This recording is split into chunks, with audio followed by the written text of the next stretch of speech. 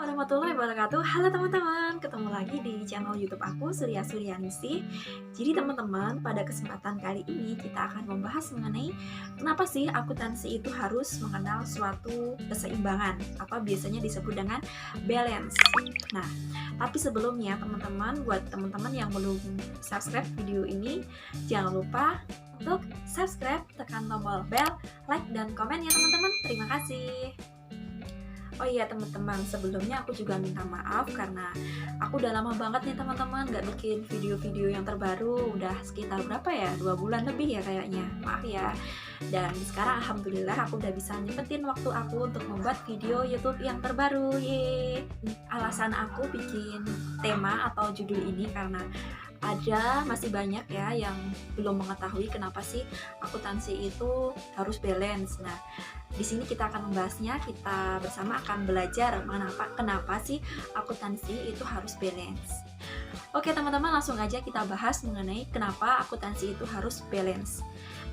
Jadi teman-teman, akuntansi itu harus balance. Kenapa? Karena ini menunjukkan adanya hubungan yaitu sebab dan akibat teman-teman, atau biasanya itu bisa juga adanya suatu sumber atau suatu asal teman-teman. Jadi misalnya nih ada suatu penambahan aset, pasti ada asal usulnya teman-teman. Bisa dari itu dari utang atau bisa juga asalnya dari suatu setoran pemilik usaha teman-teman. Misalnya kayak gini ya teman-teman, perusahaan itu memperoleh suatu uang. Nah, uangnya ini diperoleh dari adanya suatu utang di bank. Nah, inilah yang dinamakan dengan sebab dan akibat. Sebab adanya uang di perusahaan ini adalah karena akibat perusahaan itu melakukan utang kepada si pihak bank. Jadi perusahaan akan membuat suatu jurnal yang akan mengakibatkan suatu posisi keseimbangan di dalam perusahaan, yaitu adanya debit, yaitu kas, dan yang dikredit yaitu utang.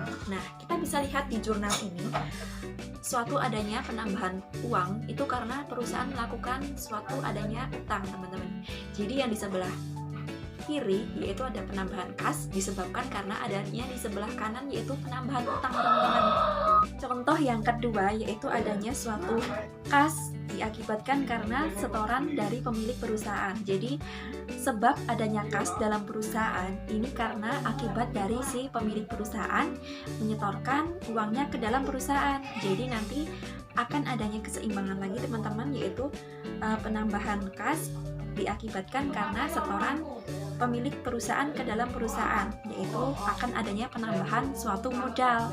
Jadi nanti bisa dilihat dari jurnal teman-teman, yaitu adanya debit karena ada penambahan kas, dan yang kredit yaitu adalah modal teman-teman, karena pemilik perusahaan menyetorkan kas atau uangnya di dalam perusahaan. Jadi kita bisa lihat yaitu di posisi keuangan debit dan kredit sama ya teman-teman, yaitu ada kas sebesar ini teman-teman, lalu nanti ada di posisi kredit sebesar sama juga teman-teman. Jadi nanti kita bisa melihat adanya suatu penambahan kas itu karena adanya akibat dari kegiatan yang kita lakukan di sebelah kredit teman-teman. Jadi itu dia adanya hubungan sebab dan akibat teman-teman. Kata lain hubungan sebab akibat, nah ini bisa juga disebut dengan adanya sumber. Nah, sumber adanya kas diakibatkan karena bersumber dari utang atau bersumber dari adanya setoran dari pemilik teman-teman. Jadi itu teman-teman, gimana? Apakah jelas pembelajaran kita hari ini? Semoga jelas ya teman-teman.